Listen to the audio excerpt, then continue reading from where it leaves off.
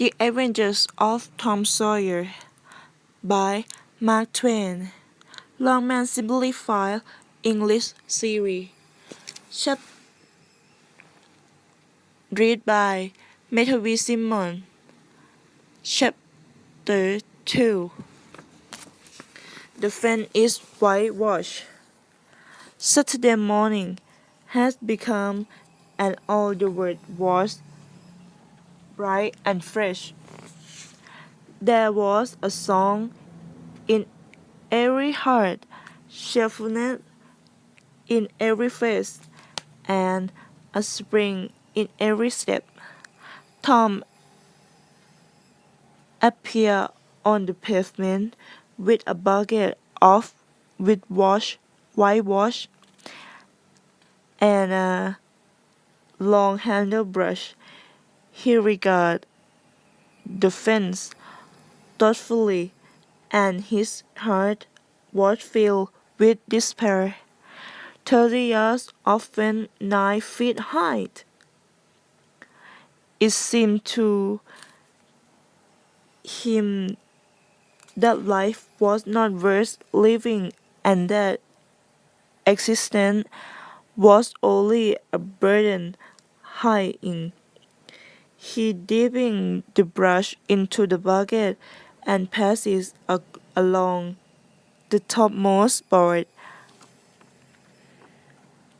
Repeat the operation, did it again. Compare the trifling whitewash strip with the immensity of unwhitewashed fins,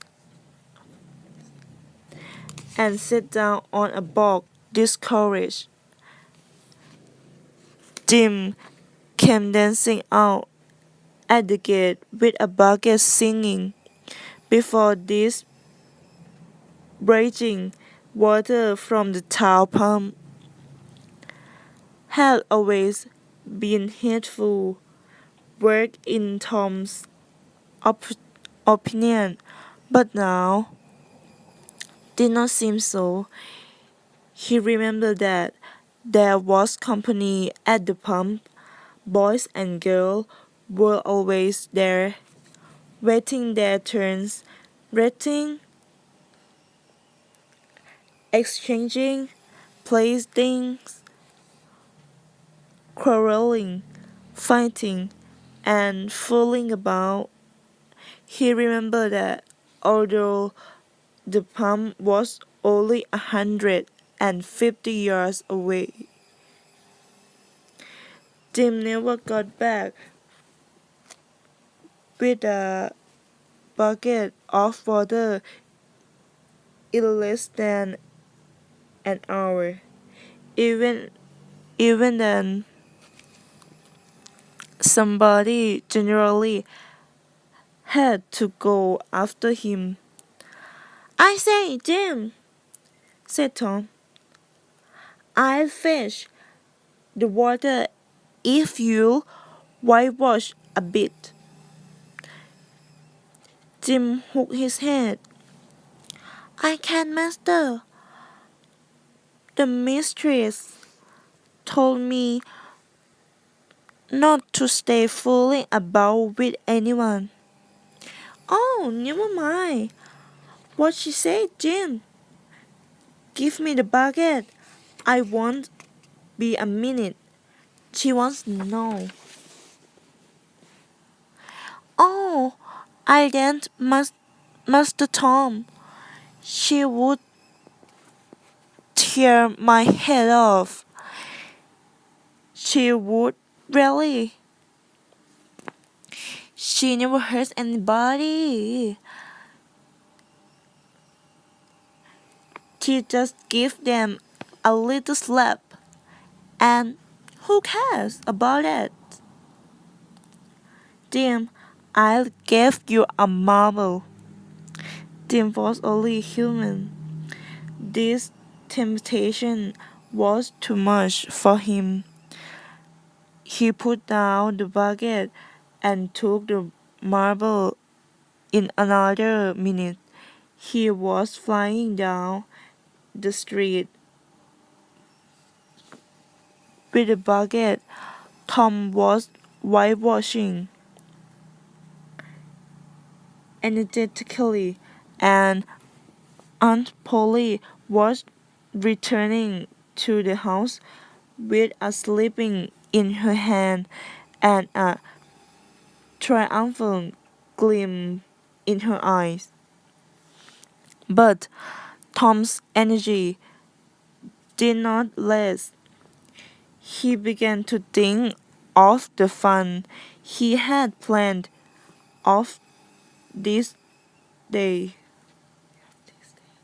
Soon he thought the free boy would come hurrying along on all sort of delightful trips, and they would laugh at him for having to work.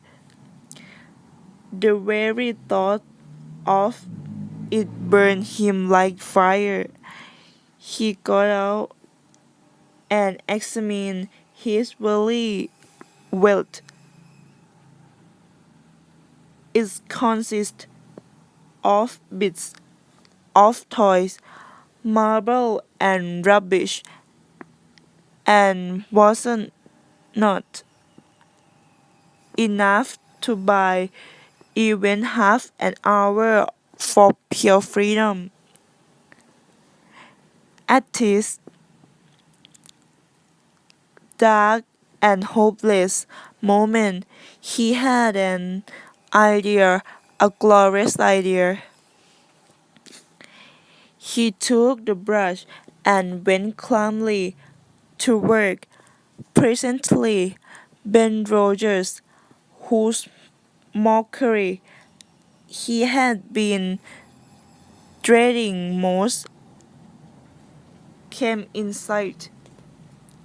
In his hand there was a fine apple. Tom went on whitewashing and paid on no attention to him. Ben started a moment and then said, "Hi, you are in trouble, aren't you?" There was no answer. Tom regarding his last touch with the eye of an artist. Then he gave his brush another gentle sweep and inspected the result as before. Ben came nearer. Tom's mouth watered for the apple, but he stuck off his work. "Hello, Tom. You have to work, yeah? Why, it's you, Ben. I didn't notice you. I say, I, I'm going swimming.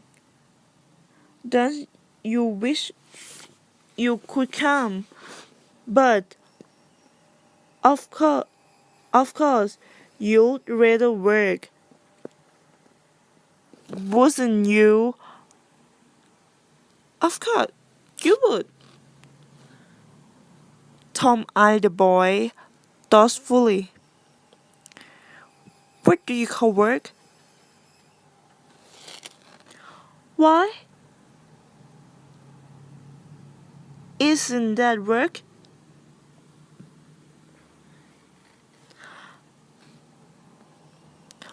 Tom filled his brush with water whitewash and answered carelessly, sorry. "Well, perhaps it is, and perhaps it is, but it suits Tom Sawyer." "What?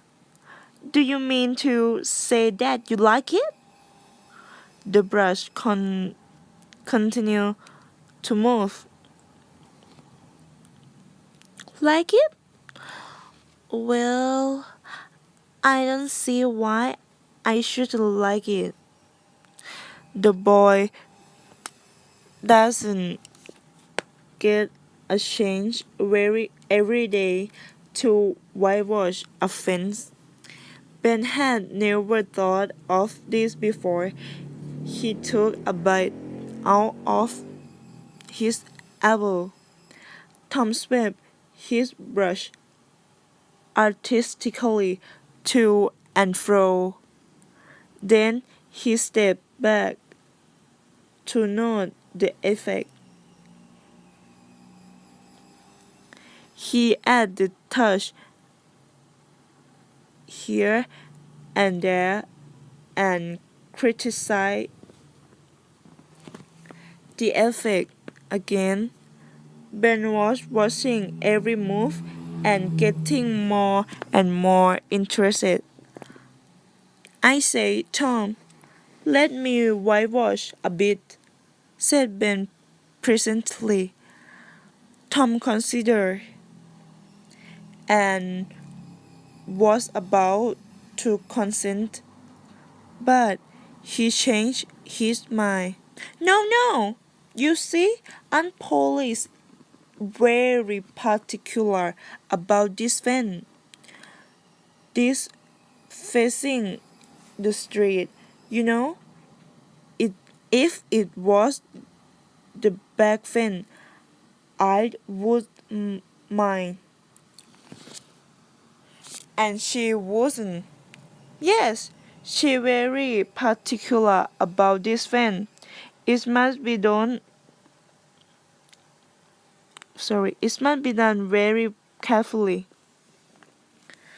I don't think there's one boy in 1,000, perhaps 2,000, who can do it in the way it has to be done.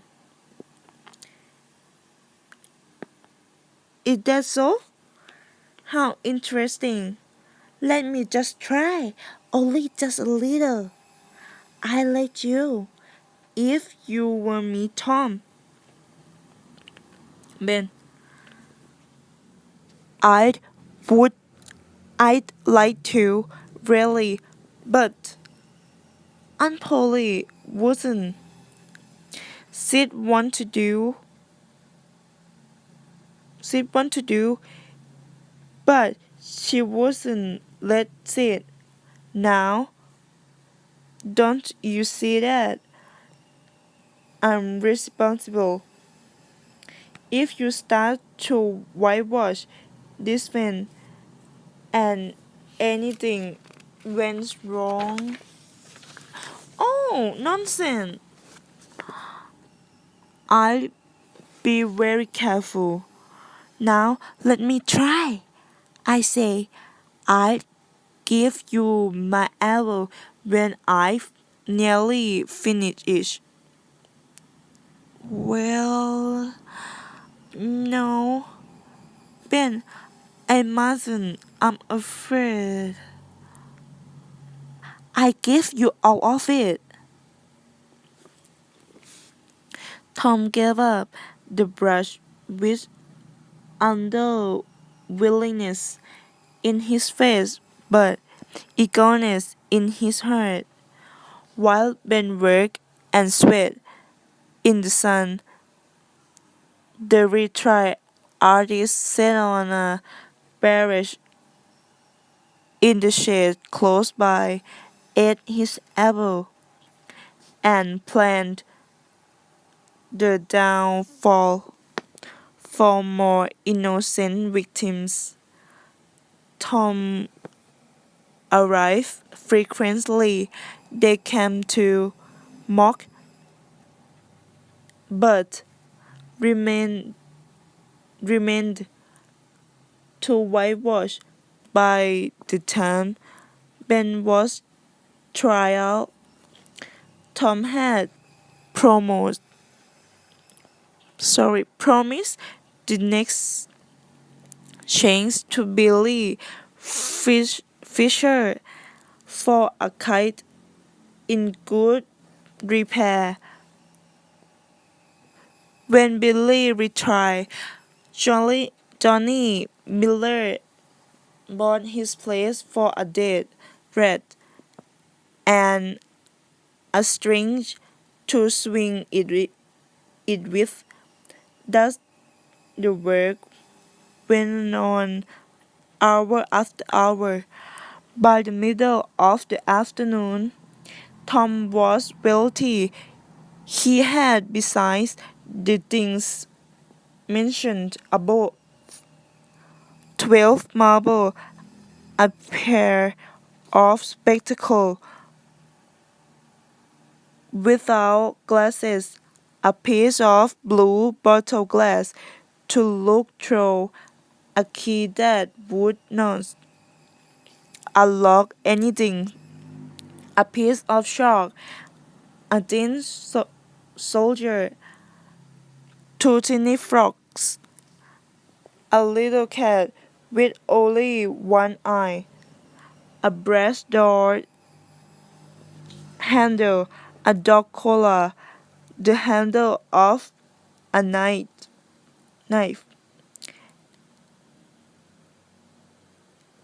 and an old window frame. He had a nice idle times and plenty of company, and the fen have 3 coats of whitewash on it.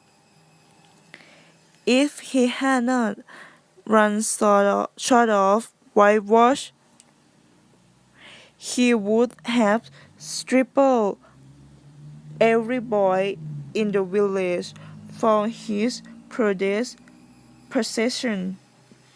Tom said to himself that life was worse. Laughing, after all, he had discovered without knowing it. This great all he had discovered without knowing it.